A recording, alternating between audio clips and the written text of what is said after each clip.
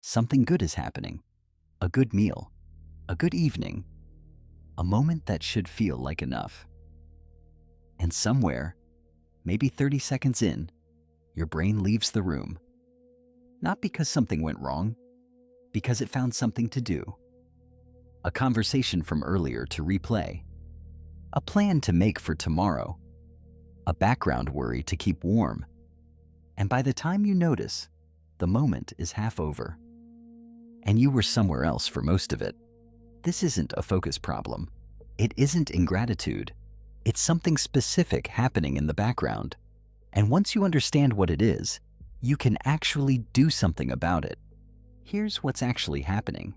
Your brain has a mode it goes into when there's no active threat, not a rest mode. A preparation mode, when nothing urgent is demanding attention. The analyst doesn't stop. It uses the space. It reviews what just happened. It runs simulations of what's coming. It checks open files to make sure nothing was missed.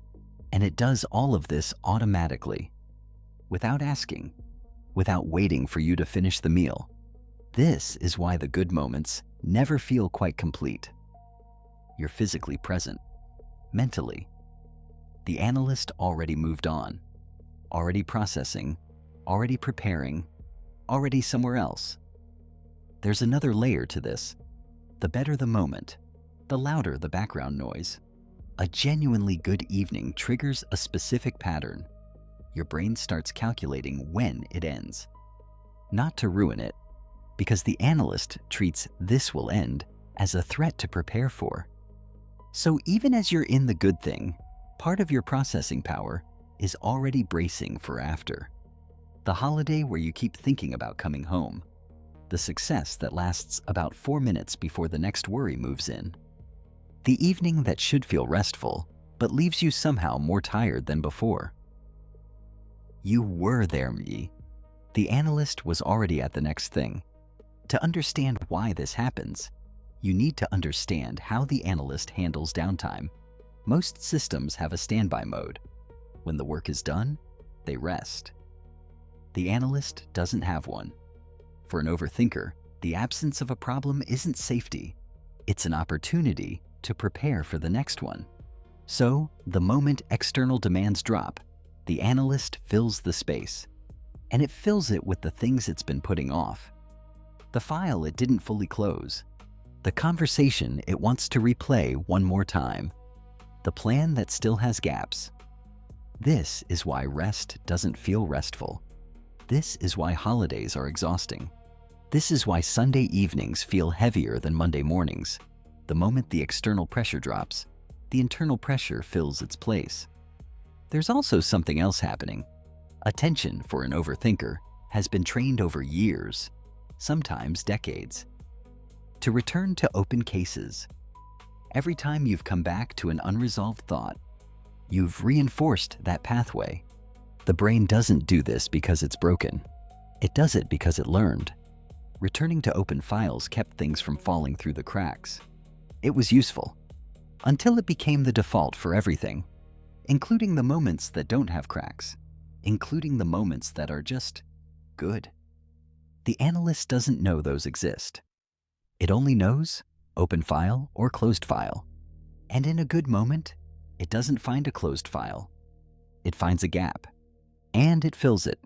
Here are 5 signs this is happening in your life. 1.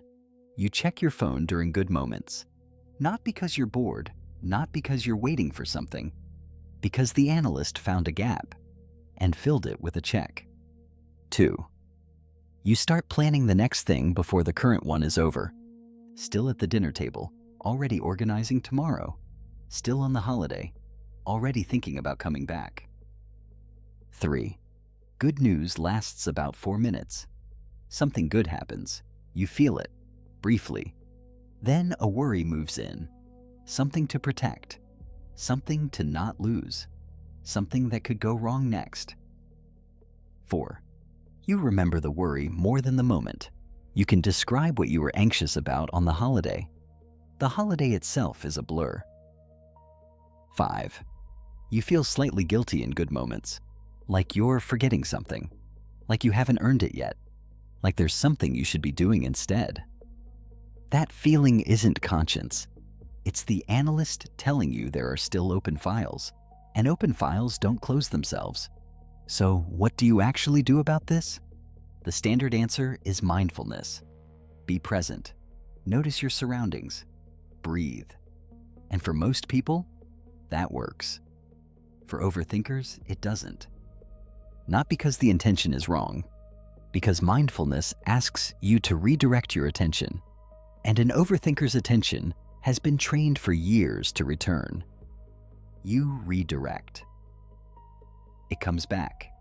You notice your surroundings. The analyst gives you 30 seconds. Then it's back in the file. You cannot break a trained reflex by wanting to. You interrupt it. An interruption requires two things most people don't know to look for. First, you need to catch the transition. There is a specific moment, usually 1 to 3 seconds, between when the analyst closes a file and when it opens the next one. That gap exists. Most overthinkers miss it entirely because they're not looking for it. The awareness switch trains you to find that moment, not an hour into the loop, at the start. Second, in that gap, what you place your attention on matters. Not anything, something specific, the wrong target, and the analyst picks it up as a new file to process. The right target, and the re-engagement fails. The loop tries to restart and finds the path blocked. This is the focus switch.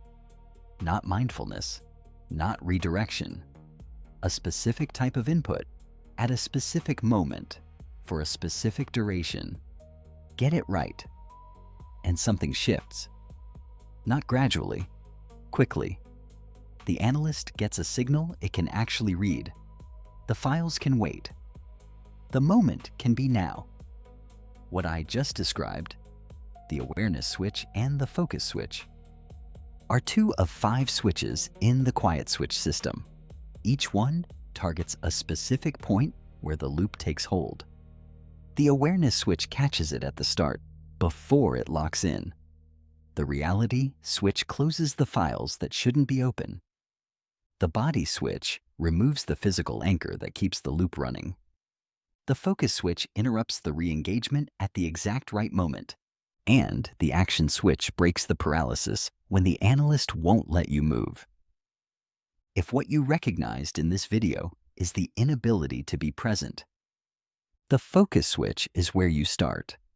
The full technique, the exact input, the exact timing, and how to build it into a daily practice is in the Quiet Switch Guide.